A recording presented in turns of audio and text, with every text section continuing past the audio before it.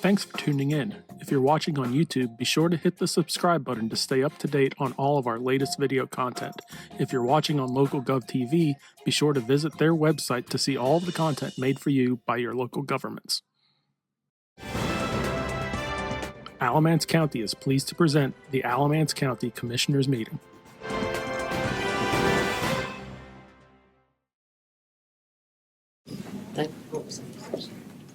Let's bow our heads for a second. Heavenly Father, thank you so much for people who are here today that really care about their community. Lord, I just pray that you put your hand on our country. We're a mess down here. We've always been a mess, and I just pray that we will just always focus on you. Help us to have forgiving hearts toward each other that might not have that right now. We see that so much in the media.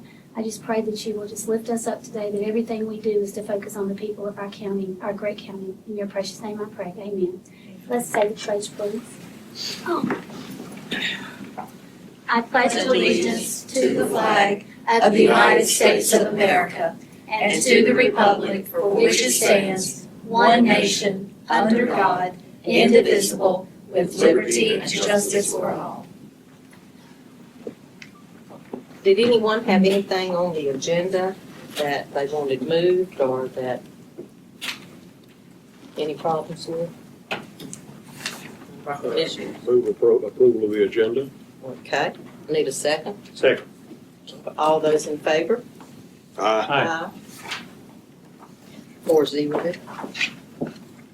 Now we go to the public comments. We ask that you please keep your comments to 3 minutes, and when the clock goes off, finish the sentence you are on and return to your seat. The commissioners will not respond until the commissioners' comments segment.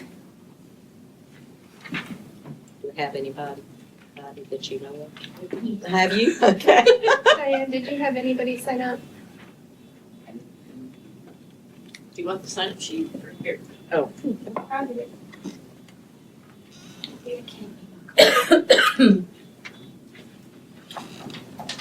Good morning, Commissioners. My name is Carol Davis. I think you probably know that by now.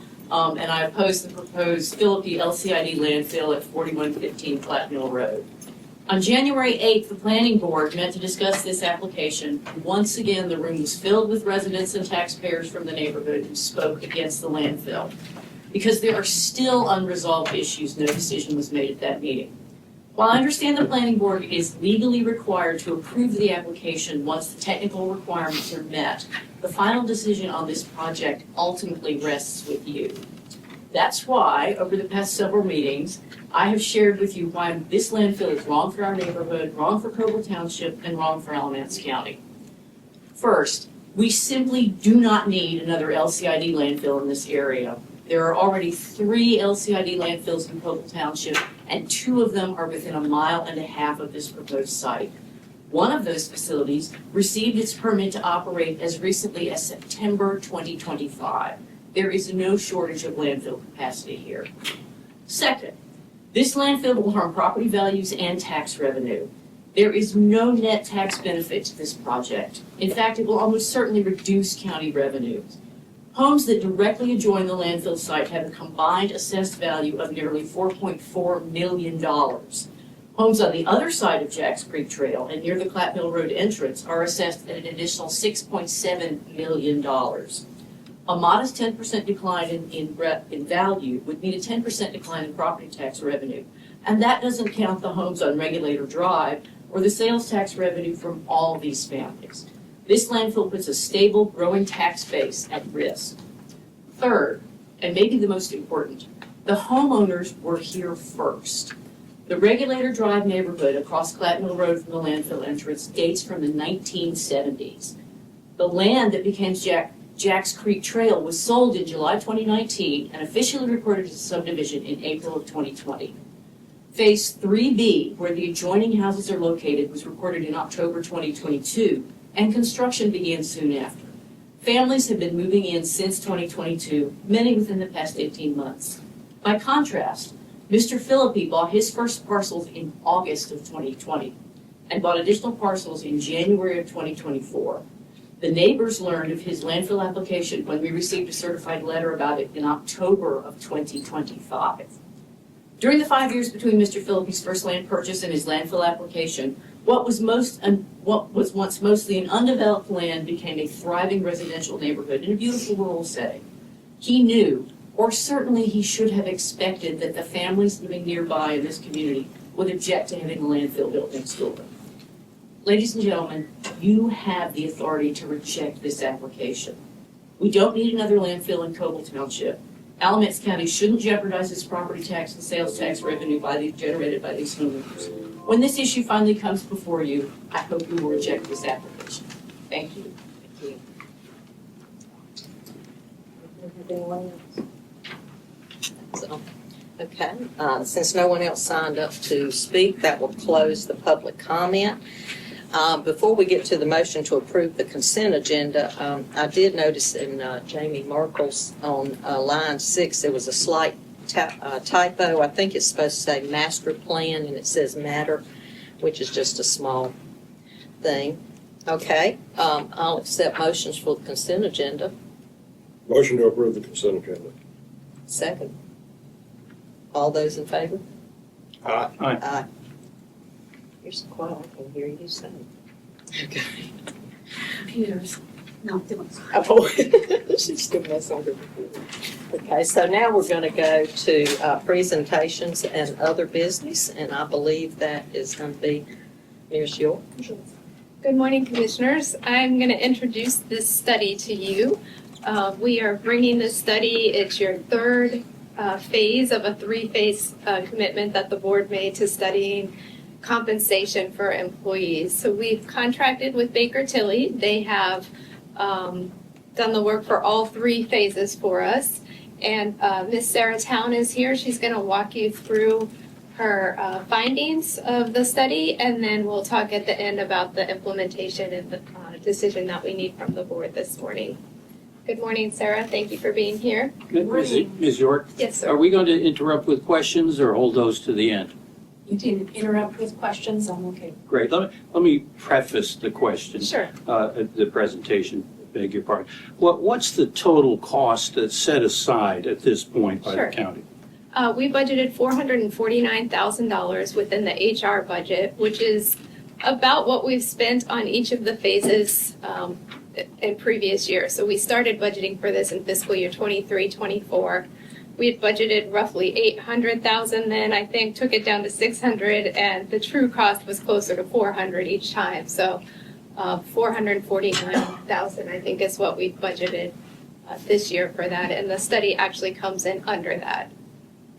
The study comes in at Under that, somewhere between 8 and 4?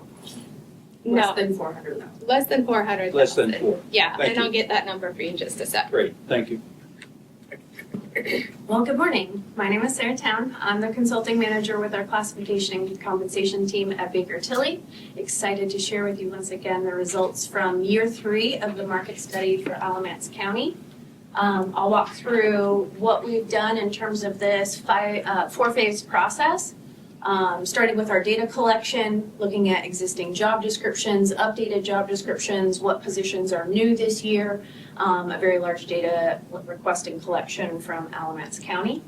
Then using that information and the same peer organizations, we reach out to those peer organizations to conduct a market assessment, carrying a certain percentage of the positions to market for a collection of base pay information. We're not looking at benefits or supplemental pay practices. Again, this is just looking at base pay.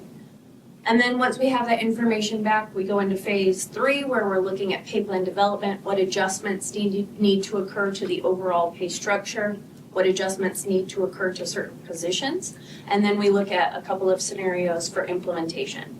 Then we wrap everything up in terms of our final report and presentation to you. So walking through, there we go, our market assessment. We partnered with the county in year 1 to identify this list of 15 public peer organizations, other counties, communities, municipalities that look like you, work like you, similar in size, similar in scope, similar in diversity of services offered, those that are geographically close to you so we can understand what growth patterns are occurring. But we also want to make sure that we are looking at organizations who have that movement of employees within the market space. So who we're losing talent to, who we're gaining talent from, great indication of a peer organization. We incorporate then those 15 organizations with 3 of our published salary sources. That's what we're using to benchmark the private industry. So as we have positions that are competitive with private industry, we also have those included. But the majority of the data is coming from these other public agencies. In total, we took 126, or about 35% of the total positions in the county to market. About a third each year. We do a third, a third, a third. So this year was a little bit more, about 35%. Once the data comes back in from those peer organizations, we do make some adjustments to that data. So something like work week, if another organization is on a 37.5-hour work week, we want to make sure that those annualized rates are comparable, particularly important for our public safety positions that are just on different shifts. We may age the data if it's not for the current fiscal year, and then we do a geographic cost of labor adjustment. That's what allows us to compare you to places with a higher cost of labor or higher cost of living. It's a way of standardizing the data. But most importantly, we do not weight the data. So no one peer is given preference over another. It's really this law of averages that we're working on. What is the average market value for a position? So the county identified these 15 peer organizations to be included in the study. This year, data was collected and compiled from 14 of those 15 peers. Caswell County was not able to provide us data with their pay structure this year. Not all that surprising. They've had some changes and are still not quite sure of what their pay structures are going to look like. So in total, 14 agencies, and then our 3 published salary sources, again, representing the private industry. That data comes from the Bureau of Labor Statistics, which we do age that data forward to make it 2025 relevant, and then Comp Analyst and the Economic Research Institute. Can I ask you, Absolutely. you've got Durham County in there. We do. Okay, Durham County is not contiguous with Alamance County. You got to skip through Orange County if you want to go to Durham County. So also the median family income and individual incomes are quite different between Durham and Alamance County. It's 15,000 more for the family and 10,000 more for individual median income. So how are those peered? How are we peered with Durham County? Yeah, so that's a great question, and you're absolutely right. They're much larger and they have a much higher cost of labor and cost of living. But when we're looking at the movement of employees within the market space, they are a competitor agency. Being able to pull talent from Alamance County to Durham, proximity alone is just a way of being able to show that people can easily drive there if they wanted to. So they needed to be included in the study. But again, it's this law of averages. And so as I go to my next slide, I'll show you how we adjust that data and take those higher cost of labor, cost of living out of the equation so we can kind of standardize the data. As you can see, Durham County, which is our 5th peer there, they have a cost of labor of 104.8 as compared to Alamance County, which is that top number of 91.5. That's what we're looking at, cost of labor. That's off of a scale of 100, the United States average being 100. So Durham County has a 4.8% higher cost of labor than the United States national average. Alamance County much lower, and so you can see how much we're standardizing or adjusting their data. We're reducing or adjusting Durham County's data by 13.2% to take those factors out of the equation. Well, But that's- along that line, and I'm going to be asking you questions, so forgive me.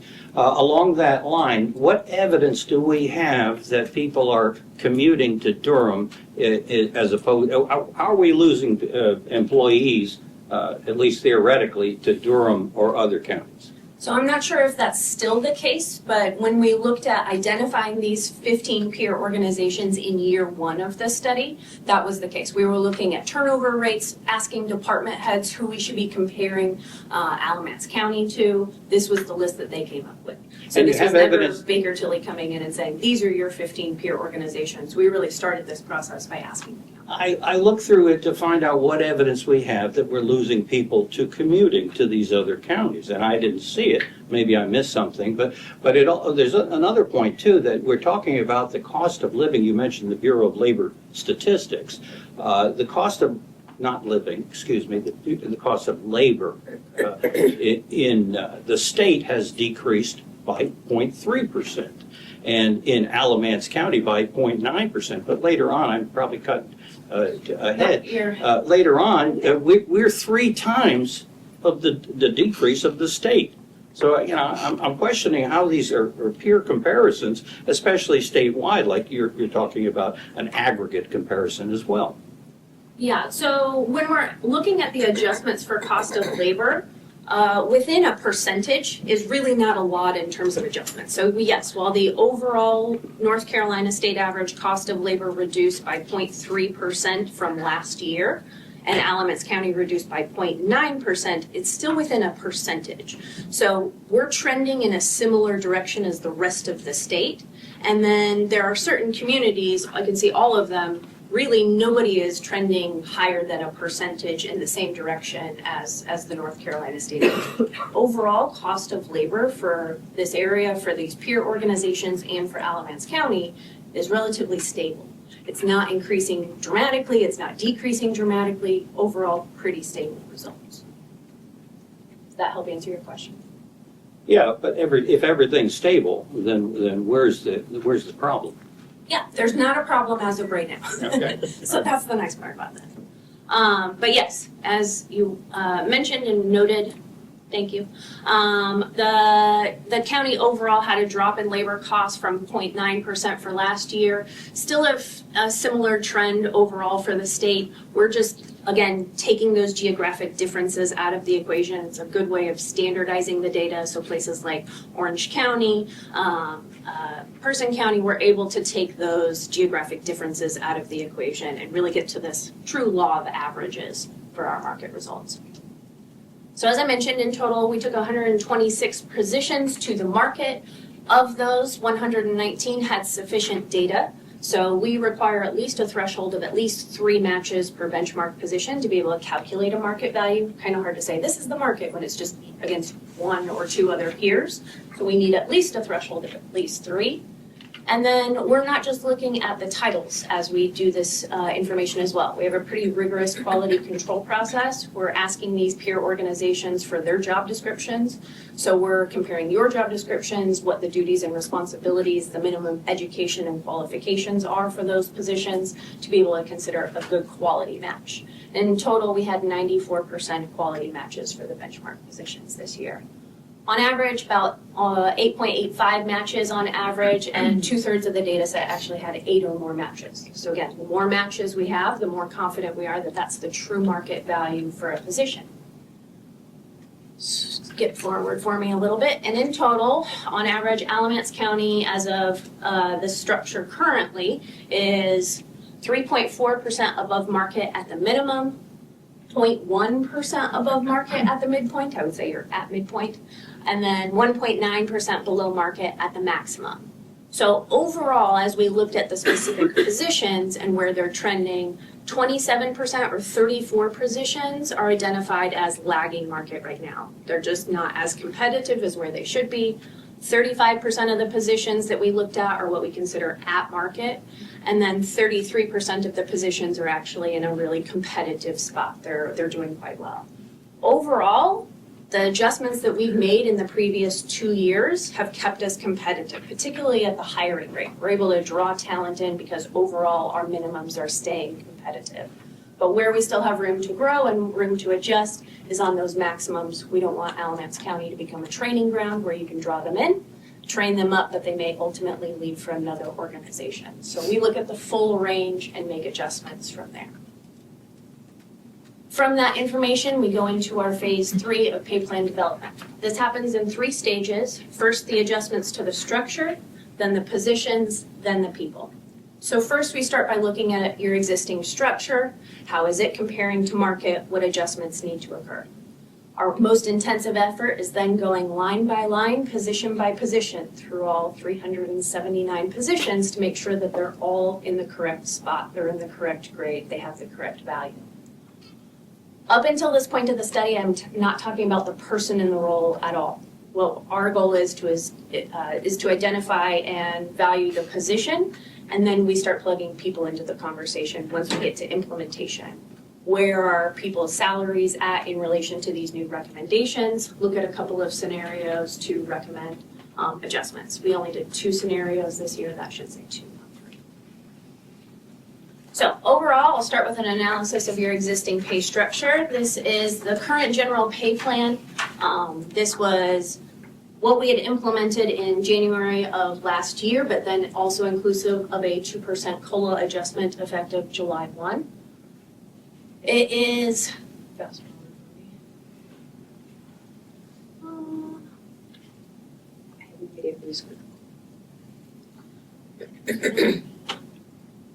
yeah, keep going. So we have what we call an open pay structure. This is open from minimum to maximum. Employee salaries fall somewhere between those areas. It's right now 36 grades, numbered 101 through 136.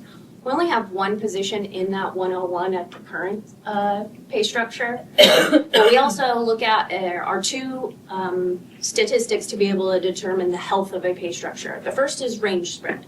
So in an open range pay plan, midpoint is key. Midpoint is that halfway point between your minimum and maximum. It's our anchor to the market. It reflects when somebody's fully proficient in the role.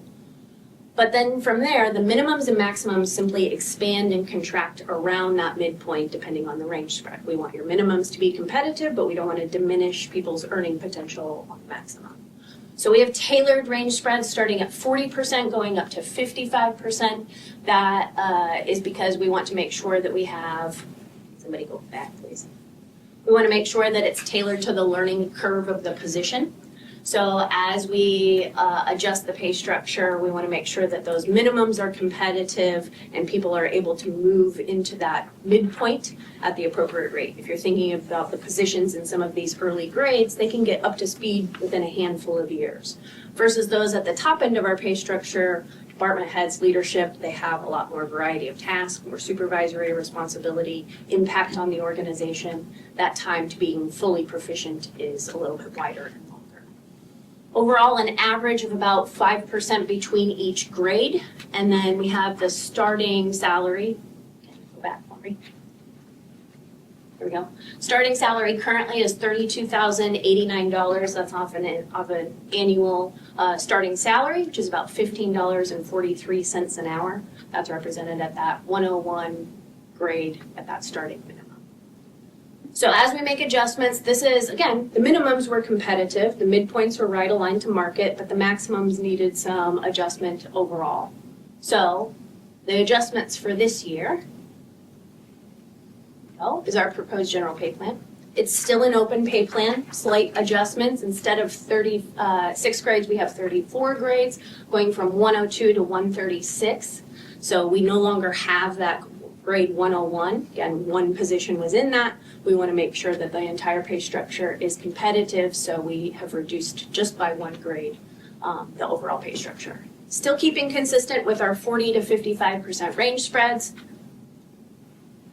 It is aligned to 100% of market at the midpoints. That's our match market philosophy. And overall, we're keeping with a pretty consistent 5% average between each grade. We do have some progression there at the top end just to have enough distance and separation between supervisors and subordinates.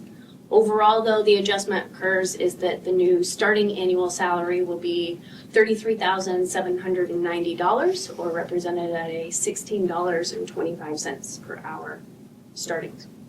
So how we usually get there, again, I'm a giant data nerd, so I'll talk to you about a good regression analysis all day long, but this is the tool that we are using to make these adjustments. So we're not pulling numbers out of random. We are really tailoring this to the market using a regression analysis. You can see our proposed pay structure is just aligned to that new market data. Once we have the pay structure itself determined, we then have to figure out where all of the positions go. So this is next, this is what we call grade assignments. We look at all of the positions, we look at the market data, we look at where the positions are currently, we look at career progression. So if a entry-level position is moving up because of market, it has what we call the accordion effect on the rest of the progression. So we need to make adjustments from there. We also look at supervisor-subordinate separation, but throughout this process, we are not looking at the individual in the role at all. We're not looking at their the person, their performance, their length of service, even their existing salary when adjusting the position. Overall, we've done this, so there are 379 unique classifications in Alamance County. our result was that 40 positions are going to receive adjustment based off of the market results.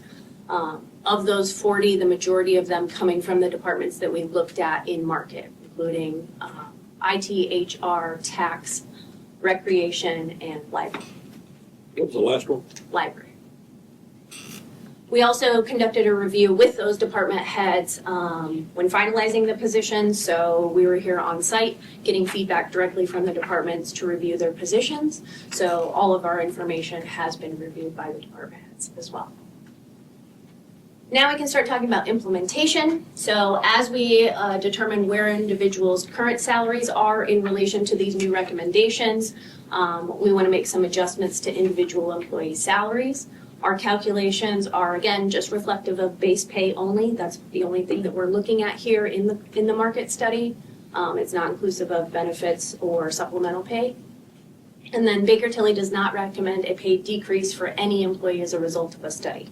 It's just not part of what we do. If we determine that an employee's current salary is above the maximum, we're not taking money away from them to force fit them into the pay structure. If you were conducting a study, this comparable study for a private organization, Sure. Would you introduce that bias to your study ahead of time? That we're not going to, if we're overpaying people, we're not going to overpay, we're going to accept it just as a matter of course because we're a government entity? Well, twofold. Baker Tilly only does classification and compensation studies for public sector agencies. We only work with local government, so we don't work with private industry. But yes, this would be our recommendation for any agency that we work with as part of the study. Because when we're making adjustments to individual employees, we're not qualifying whether they are high performing, whether they are overly paid. We're not in the business of making personnel decisions. But your regression chart showed a number of positions being overpaid according to your own statistics. The position may be, but the person may not. So that's where that difference is going to occur. So when we look at the positions themselves, we make adjustments for the positions. If a position is needing to be aligned to market, we'll align it to market. But if an individual is ahead of the pay structure or ahead of market, that will be an HR decision that is made later on. That is not part of our recommendation. So your philosophy, I'm saying, is introducing a mode of bias in your research. You're saying we're not going to reduce anybody's, we're not recommending those things. So the taxpayers are the ones who are getting to pay for what should be, according to your own research, above what they should be earning according to grade. You're not talking about individuals, you're talking about grade. So you have introduced a sense of bias. It's your philosophy, but it is bias. I wouldn't say it's bias as opposed to it's data-driven. So when we're making decisions about where a position needs to go, we'll make adjustments for the market data. We let those results from the regression analysis drive our recommendations for the positions. Well, let me tell you where I think there's a couple of areas that bias is introduced. The decrease in labor, the cost of labor, is 3 times the state. Yet you say that's comparable. I don't know when 3 times is comparable to, it's all on the same chart. And then you also say that you're going to select a sample of 3 to be representative of pay grade when we have different apples and bananas across the sample selection you made of different locations. So I see that you're maybe it's unintentional, or let's say it's unintentional, but it is a form of bias, and that we get the pay, we get to do the pay increases with that bias included. I wouldn't call what we're doing in terms of making adjustments to the overall pay structure in terms of cost of labor or even looking at the market assessment as bias, as opposed to best practices that we do for every organization when we're conducting a study. So threshold of at least 3, not just 3, but the majority of the market study had 2/3 of the data had 8 or more matches. How many only had 3? Less than 33% of the benchmarks that we looked at. 1/3. less than. Okay. So I'm not sure of the exact number that only had 3 matches. I Okay. could get that information for you. But here's the thing. When we're looking at the majority of the market data, the more matches we have, the more confident we are that that's the market value for a position. So we're looking at multiple organizations to determine the average market value. Most consultants, anybody doing class and comp studies will do that same adjustment in terms of cost of labor and will require a threshold of at least 3 matches to be able to determine a market value. That's just, again, best practices in terms of doing a compensation study. But then when we're making adjustments to the individual positions, it's not, again, introducing bias as much as it is a methodology that is determined by the data. We're looking at where the positions are currently, where the market data is telling us positions need to adjust, and then the overall adjustments that we've made to the pay structure. There's a lot of data that we work through to be able to determine those adjustments. When it comes to the implementation on the actual individual employees, we work with the county to be able to understand what is budgeted for, what are the options in terms of implementation. But our goal is to make sure that the overall pay structure and the positions are market competitive. That's the goal of this market assessment. Whether that results in a pay adjustment for every employee, it hasn't occurred so far in the 2 years that we've been. Well, that evokes another question, probably better for the county manager. Ms. York? Yes. My understanding, time and grade, on top of COLA, on top of merit increases, was it 2% the first go-round? Everybody on that first phase received an increase in their salary in grade. I'm not talking about individuals, as you point out. So that happened on phase 1 and phase 2. So the whole system moves up as a consequence. Is that correct? The whole pay plan adjusts. It doesn't mean that every person's particular salary adjusts because they could already be above the midpoint. They're already at market or they're above. We've got a lot of employees, we've talked about being redlined, who are already at the max. They don't receive any adjustment. So it's not a true statement to say that the whole organization receives it. Everybody else, other than the people that shouldn't be getting what they do, apparently by the explanation here, shouldn't be receiving that extra level of pay according to your regression. Only if they're below the market. So on top of merit and then COLA, is that integrated? That is one of the implementation scenarios that we've looked at for the past 2 years, and it was one of the scenarios that we looked at this year as well. So we're looking at time and grade, we're looking at COLA, and we're looking at merit pay, all on top of this study that with a sample at 1/3, less than a third included in it, which to me is not statistically sound. We're only talking about 40 positions that would receive an adjustment out of about 1,100 full-time employees. But don't those other positions receive that increase at time and grade, for example? What's that going to cost on top of it?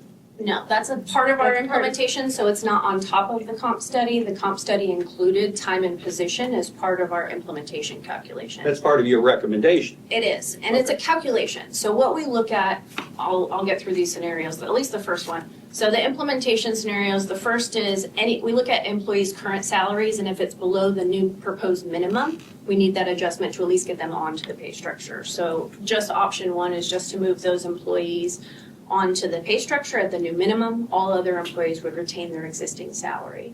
What we're looking at, though, is option 2 for that time and position adjustment. So we look at the new starting minimum for the position, and for the individual within that role, we're calculating from that new minimum 2% per year in their position. So, for example, if an employee had been in their position in Alamance County for 3 years, we would look at 6%, meaning 2% times their 3 years in the position from that new starting minimum. It's not from their current salary.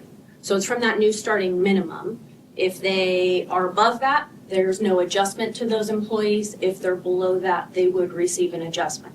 Again, it's to get more separation between employees with more experience in their roles versus those that are brand new and starting at the minimum. Now, in that method too, you're not compounding the percentages. I'm not, no, it's a straight flat percentage of 2% times 30-year in position, capped at 9 years. So the maximum from that new minimum that an employee would receive is an 18% adjustment. And to be There's clear, nobody receiving an 18%. to be clear too, the 3 comparable positions across that you're sampling, minimum. It means that of the 15 different peer relationships we were looking at, you had to have at least 3 in each entity or 3 across the sample. 3 across the sample. So what we look at is across those 15 peer organizations plus our 14 public peer organizations plus our 3 published salary sources, at least a 3. Again, the majority of the data had 8 or more matches. 2/3 of the data had 8 or more matches. So And the, that was on average. and the decision regarding an employee who is at or above his minimum, or not at or above his minimum, but at or above either the median or The mid- midpoint Midpoint, yeah. or the maximum, perhaps, There's would no be made adjustment. in HR. There's nobody above the maximum in the study. There are people. There's a couple of people that are above the new proposed maximum. Again, we're not taking money away to force them into the structure. We're red circling them or holding them steady until the pay structure catches up to where they are. Right, so that would be an HR move. They would be notified that their pay was basically frozen until the range moved up. That is correct. Correct, and I believe those conversations have already occurred. Any other questions? These are good, so keep them coming. All right, so as we look at those 2 implementations, then we just finalize with our recommendations. One is to approve the proposed pay plans, as we've made adjustments to that to, again, realign and keep you competitive with a match market philosophy. Those 40 position grade assignments that have occurred, just 40 positions are changing grades as opposed to the rest of the positions that are all kind of staying where they are currently. And then selecting and approving an implementation scenario that really just addresses your goals, your compensation philosophy, one that is fiscally attainable. Both option 1 and option 2 fell with below that 400,000 budgeted goal this year. Again, slight adjustments that we made to the pay structure overall. It was already competitive, so where we're spending that budgeted amount is really in the implementation scenario for addressing time and position. And then we'll just continue to recommend you continue efforts like these to maintain the system over time, routinely review positions, job descriptions, market conditions on an annual basis, adjusting the pay structure and the salaries to maintain your market competitiveness. You've done a really great job over the last 2 years to maintain that. It's just continuing with the trend. And then committing to advancing employees through their assigned pay ranges. The merit system is working well to advance employees through that system. That's, again, what's kept cost for the market study down is that movement of employees within the ranges due to COLA and merit. And I'm happy to answer any other questions that On the time and grade, I notice a shift from phase 1, 2, and 3.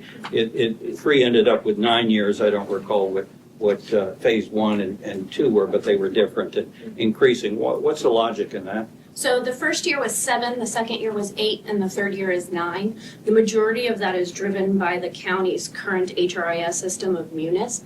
So it only tracks and it goes back as far. When we started the study, it only went far as back as 7 years. So in the past couple of years, we've increased that by a single year, giving an additional year of credit for time and position. So the time and position is something like an 18% increase in pay for that category? From the starting minimum. Again, so if we look at that minimum, and if an employee had 9 years in their position, 2% times that 9 would be that 18% from the starting minimum. If an employee's salary is already above that, they would not receive an adjustment. But if it's less than that 19% or 18%, then they would receive an adjustment to the appropriate placement. So they could receive an increase of up to 18% on Correct. their base salary. Correct, but Thank no employee in this implementation is receiving an 18% adjustment. Yeah, we don't have anybody in that situation. Sorry, I can't hear you. We don't have any employees in that situation who would receive that amount of an adjustment. Just wanted to clarify.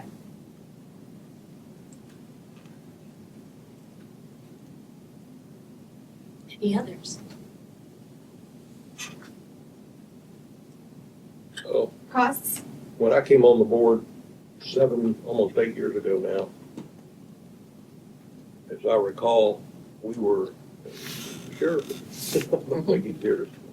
I think I saw Jackie come in. As I recall, we were down something in the neighborhood of 60 positions. We moved through a variety of places. At one point, we were down as low as 70 positions in the sheriff's office. We were down 11 positions in EMS. We were down, I can't remember the number of positions we were short in DSS. Critical areas for our county to meet the needs of things that go on in a growing market.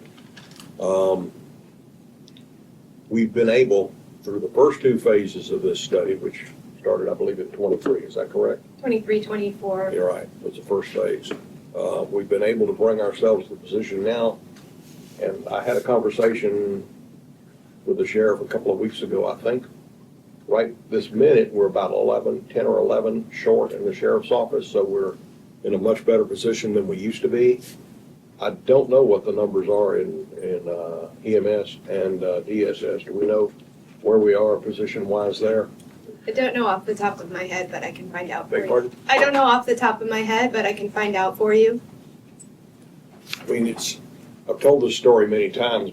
Back in 2020, I engaged, a young lady asked me if she could share some information with me back during a campaign. And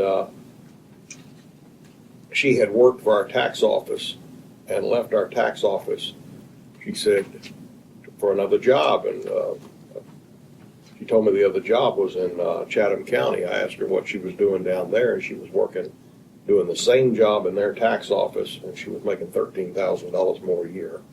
And that was not an unusual story. I mean, we were dealing with law enforcement, and it seems like, if I remember correctly, our biggest loss in detention was to Guilford County and Forsyth County, and our biggest loss in law enforcement was to Greensboro and to Burlington. We also had losses to Mebane during that period of time. I remember specific cases that came up to my attention.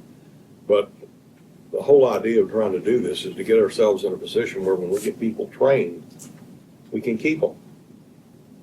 If we got talent we want to keep, we want to compensate them. If we don't want them, we got other ways of making that happen.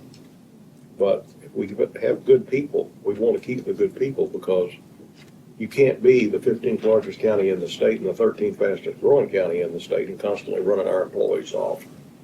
So I've been very pleased so far with what we've been able to accomplish. I hope we can move forward with it. And the ones that you were talking about were above. I'm sure you looked at education, position, responsibility, and job performance, and I'm sure Heidi and them do. If you've got somebody who has the education and who also is in a supervisory position and who also goes above and beyond on their job to help people all the time, then those people are better compensated. And I'm sure you look at all that when So you we do your look- merit. We look at that for the merit pay, Right. but not in the Not for this, but for the merit. Correct. Correct. We also have a lot of employees in the county who have been in their roles for a significant amount of time, decades. So that tenure with the county and their roles also equates to their current salary being reflective of appropriate. Was it the first or the second year that it was determined that our law enforcement was some of the highest in the state as far as once we raised them up? I want to say that Once the we first changed year it. was really the biggest adjustment that we made to the overall pay structure, and the results from market were that you were significantly below. Right. We But raised but once we made those adjustments in the first year, the second year, you were highly competitive. Whether that applies to specific law enforcement, Yeah. not sure. But we looked at sworn positions again this year, and we're going to be looking at some recommendations probably later this year, specifically for sheriff sworn positions. Say that again. So as part of our also In the market study, what we'll also be looking at is we tested the market with certain sworn positions as well, but we want to make sure that we're accounting for, again, the full total compensation, the shift differential, supplemental pay, and looking at whether those positions are still remaining competitive. So there's an additional study that we're going to be looking at that is specifically for our share of sworn positions later this year. Yeah, last year you asked me during the budget process to look at a separate pay plan Right. for sworn, or for, I think we're calling it sworn law enforcement It is, now. it's not just the sheriff's.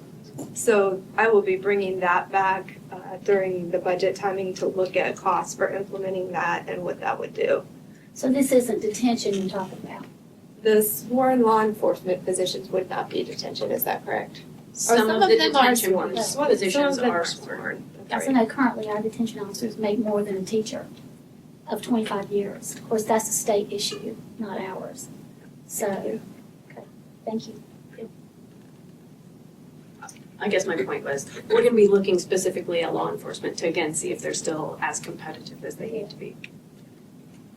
What troubles me about the study is I see correlation, and you know the old you said you're a nerd, so correlation and causation. It is the same thing with our school system. The claim is that we're hemorrhaging, losing teachers by the boatload.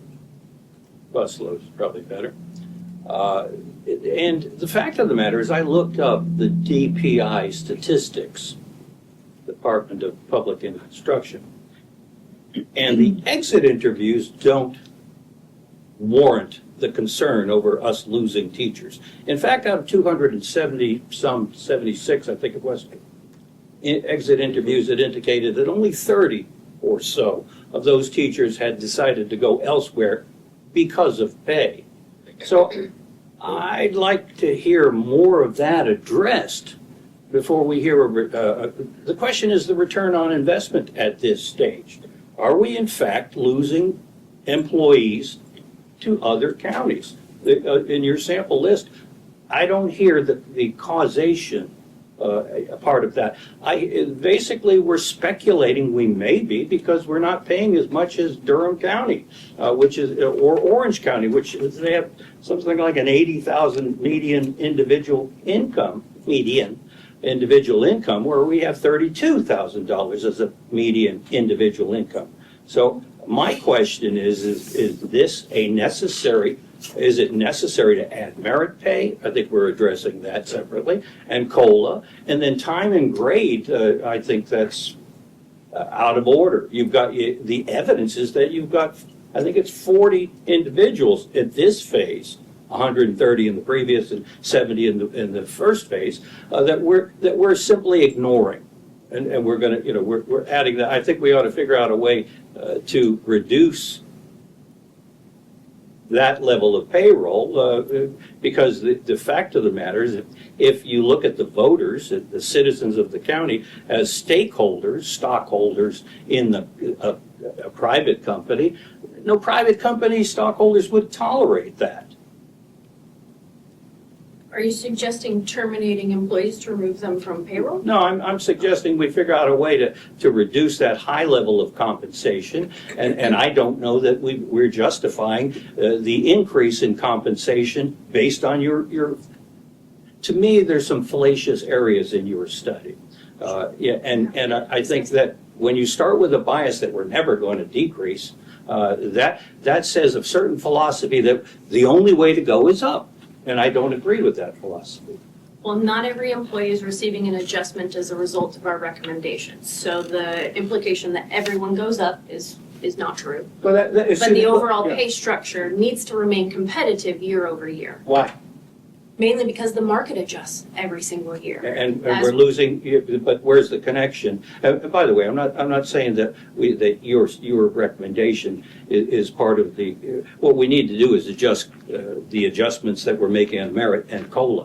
Why do we offer that? You may have a superior performing person in a particular department, but why should they be getting more money on top of the money that they're already over the top with? So when we're comparing to market, we're not looking at whether individual employees are overpaid or in relation to market. We're looking at the positions themselves. And 44 positions were in a competitive state out of the benchmarks that we looked at just for this year, which means they're holding steady. We're not adjusting or making any recommendations for adjustment for those positions. Essentially, they're already competitive, they're doing well, we're gonna hold them where they are. But the 40 positions that we determined needed adjustment to realign to market are what we're making adjustments.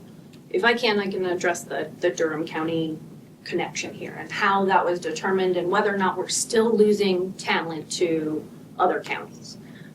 In a 3-year cycle, so as we look at positions in a market study, a third of positions every single year, we want to make sure that we have the same peer organizations year over year. It's just continuity of data. So the peer organizations, those 15 peer organizations, were determined in year 1 based off of data and information. We looked at exit interviews, turnover data, and we interviewed or surveyed department heads to ask them who we should be comparing Alamance County to. So those 15 peer organizations, including Durham County, were established in year 1 based off of data and information. Whether that's still the case, I think as with the results of the market show, is that we're still remaining competitive, particularly at starting salaries and hiring rates in comparison to these organizations. Whether or not you're still losing talent to that, I think that speaks to some of the turnover and the vacancies that we've seen across departments. That has reduced in the past 3 years. I know we've recently lost 2 to Guilford, and I don't know what their exit interviews were, but one was a 15-year employee here who now is, I'm assuming, driving to Guilford County. And that was the city of Greensboro, so to do the same job, a significant increase. Okay. Actually, we lost 2. I said 2. Oh, yeah, that's right.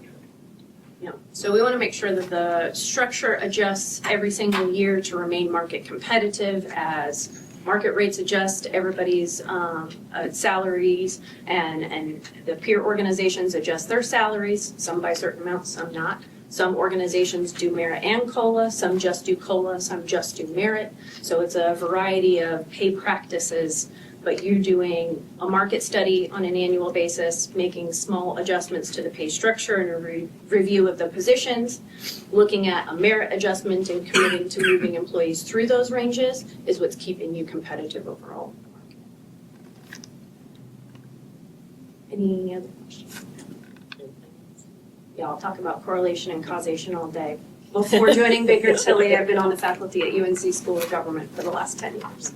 So statistics are my jam. Thank you. I wanted to go back to the question of cost. On the option that Sarah has presented, the cost of that would be $414,000 for a year. We budgeted this for a 6-month implementation, so it would be effective January 1 through the rest of the fiscal year. You're looking at a cost of $207,000 for that implementation, and the budget number, I needed to correct that, is $446,600 is what we had for the 6-month implementation. So you're coming in much lower than the budgeted amount for that.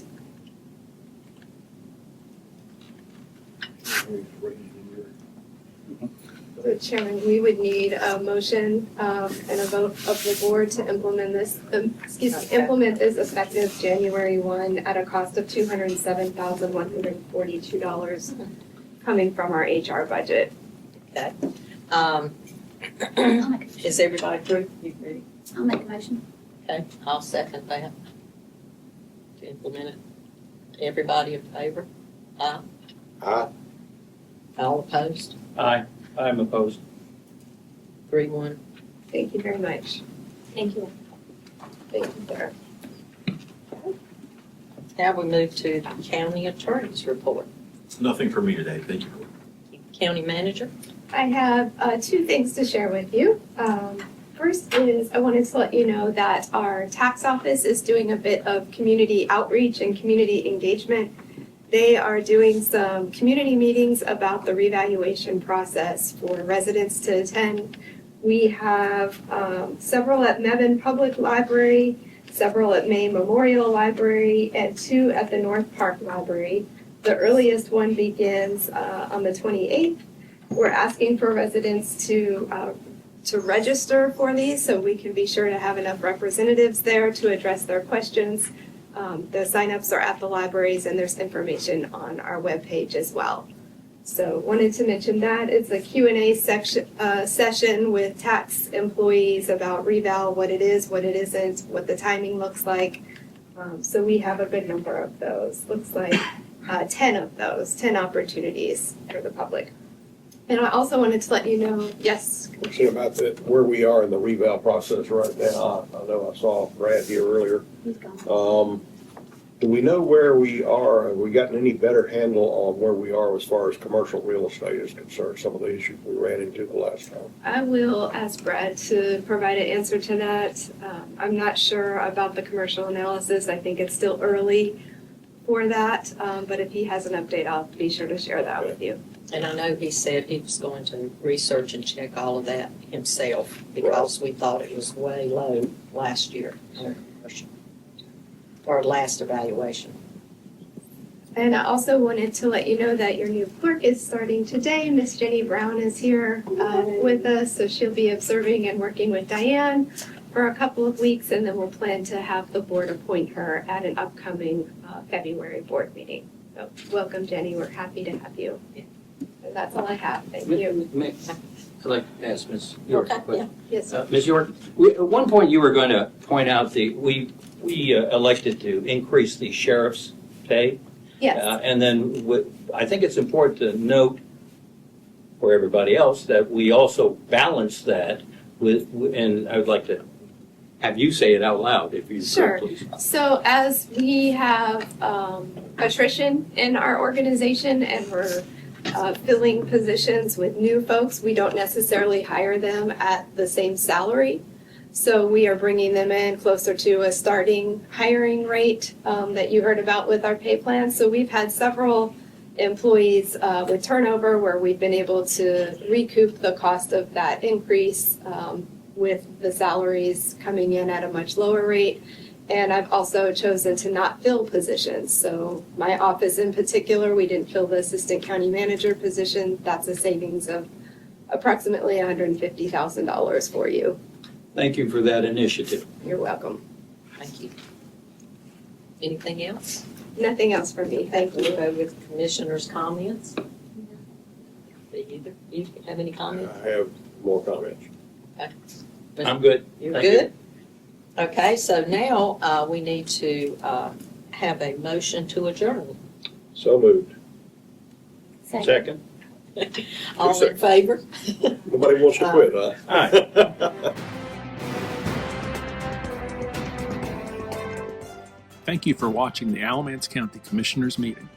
Commissioner meetings typically occur on the first and third Monday of each month in the Commissioners Meeting Room in the County Office Building at 124 West Elm Street in Graham. The first Monday meeting begins at 9:30 a.m. and the third Monday meeting begins at 6:30 p.m. Changes to the meeting schedule will be posted on the county website at alamancecountync.gov. This meeting will be broadcast on LocalGov TV.